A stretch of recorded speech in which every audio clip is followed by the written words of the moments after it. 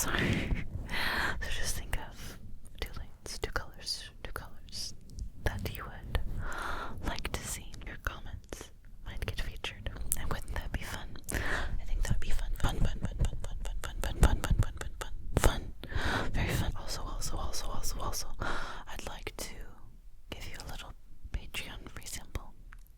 Here you go. Rank my kiss sounds as well as my lipstick color.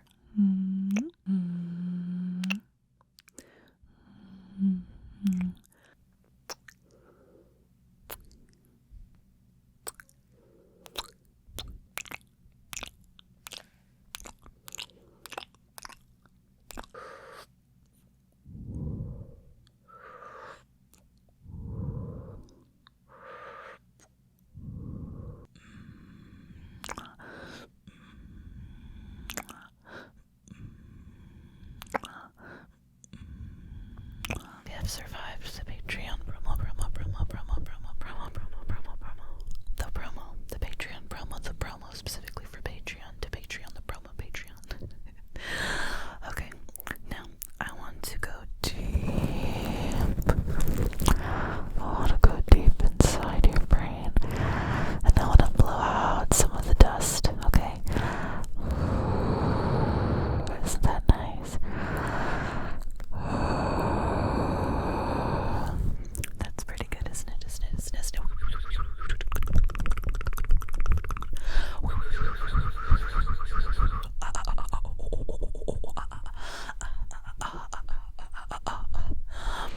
Farther, closer,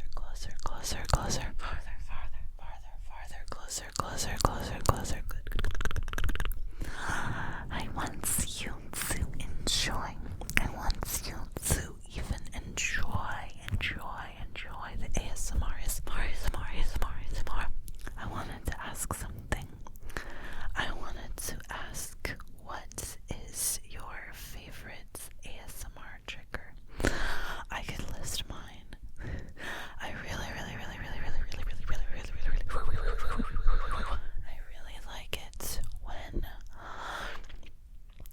like it when someone goes from soft speaking to whispering,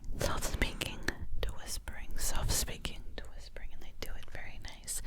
I like when there's a bit of an accent or like an unexpected way of talking. I like mouth sounds. I like it when there's extra layers of sound. I really like when there's extra layers of sound, layers of sound.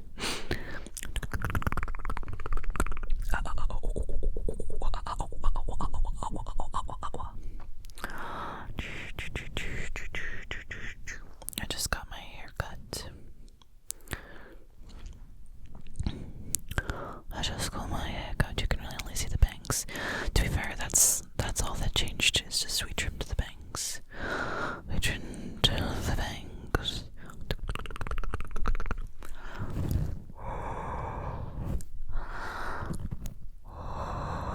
And it's like being deep inside your brain. I think it can be really fun to whisper this close to the microphone, this intense, with this wind cover.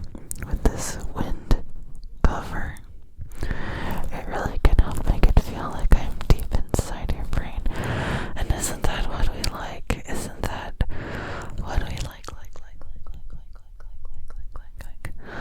Isn't that what we like? Isn't that what we like? Isn't that what we like?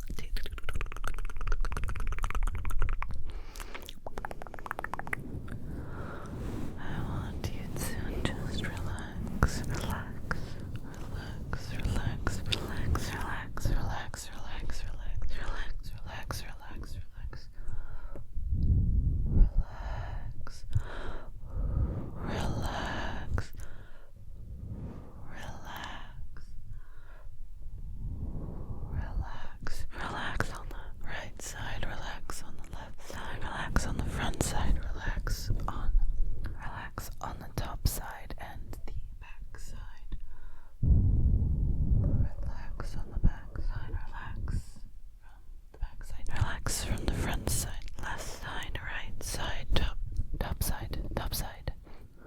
There is a top side, there is. And that's just how it's gonna have to go.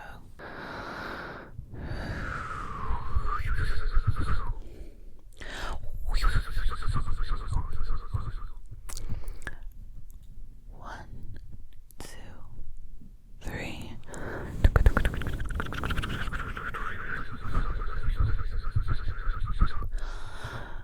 Closer, closer, closer, closer, farther, farther, farther, farther, farther, closer, closer, closer, closer, closer, farther, farther, farther, farther, farther, closer, closer, closer, closer, farther, farther, farther, farther, closer, closer, closer, closer, farther, farther, farther, farther, closer, closer, closer, closer, farther, farther, farther, farther, farther, farther.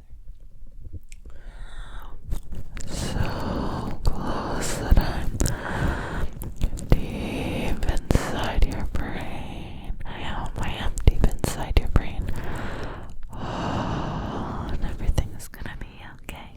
Everything is gonna be okay. Okay. Everything's gonna be okay. It's all gonna be okay. It's all going to be okay. It's all going to be okay. It's all going to be okay. It's all going to be okay. It's all going to be okay. It's all going to be okay. It's all going to be okay. It's all going to be okay.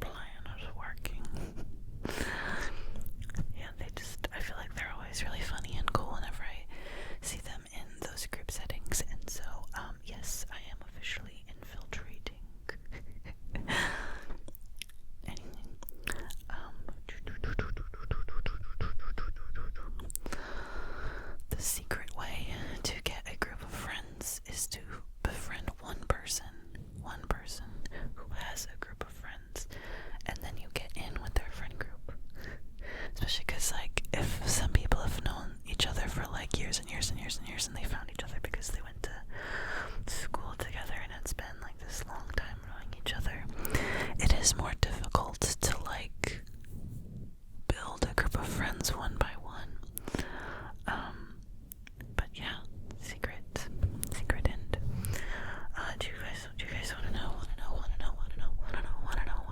Do you want to know some secrets about befriending people? Here's some secrets. Okay. Secret number one. First secret is match the level of disclosure that the other person is doing. So if they're staying talking about like, oh, this is what I do at my job and blah blah blah. Oh yeah, I have a sister. Like, do you have any siblings? Then you keep it on that same level, right? You don't talk about all the things going wrong in your life, or the traumas that you've had, or just your dark, sad secrets. This is a tip I needed, as I was trauma dumping way too much on people for a long time. So you match the level of reciprocation. But if the person that you're getting to know is one day is like, yeah, my dad sucks. He's a piece of crap, and I hate his guts. You can be like, oh my god, me too, same. I know exactly what you're talking about. Because you match the level, because then you're not gonna make people uncomfortable by not like by oversharing. If you match a similar level as to what they are disclosing, and let the other person guide the comfort. So there's that similar thing too, though. If someone does start sharing a lot of deep stuff and you really don't want to, you can always just try to pivot the conversation back. But I'm talking about people like how I was, where I am an open book. I will talk about anything, and I needed to learn how to I needed to learn how to do it in a socially appropriate way that does not scare people off. So there's that. Next tip: make plans. Be the planner. There's nothing wrong with being the one who's always making the plans. That just means that you get to do a lot of plans. It's not an insult or a lack of friendship that makes other people not be planners. Some people just aren't good at planning stuff. Some people are also anxious, and that could be you. You might be the anxious non-planner. Become the planner. Don't just say we should hang out sometime and they go, yeah, and be like, they did not even invite me to do anything. Did you invite them? Be like, hey, by the way, do you like boba? Do you like coffee? Yeah, I was thinking that we could go get some boba sometime if you were down for it. It's okay if not. And they could be like, oh, I'm so sorry, I'm really busy, and go, okay, I'll just try something else with another person sometime. Not a big deal. Or they might be like, oh my god, yes, of course, and you say, what days are you free? And they tell you what days they're free, and you make a plan right then and there. It works for me all the time. I just started being the person who made plans, and I made them on the spot, and then I would go to those plans, and if the plans didn't work out, you just gotta remember, it's not a big deal.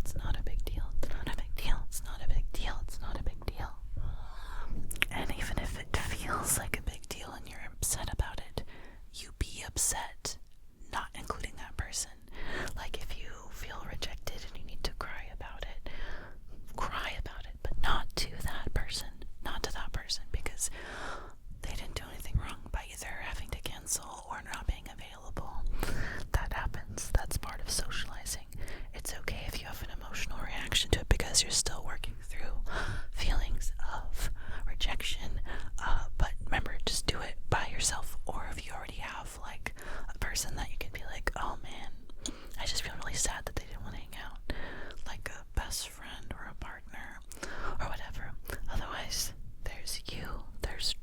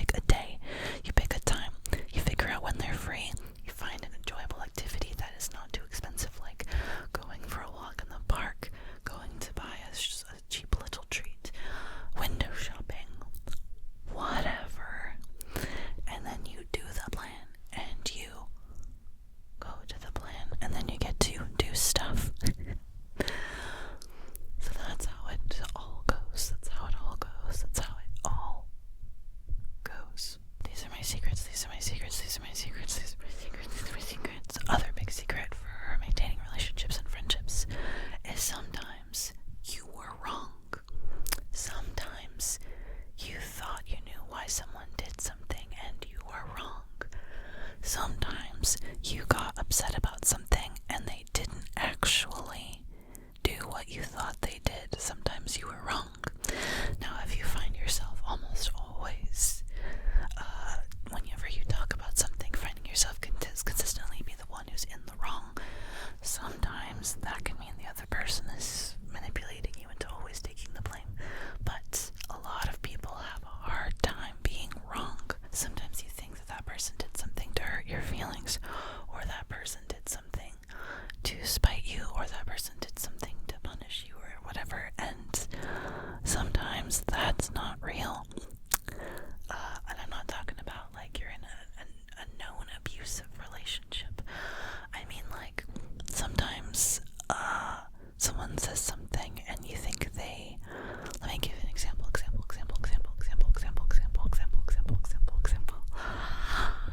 Let me give you an example.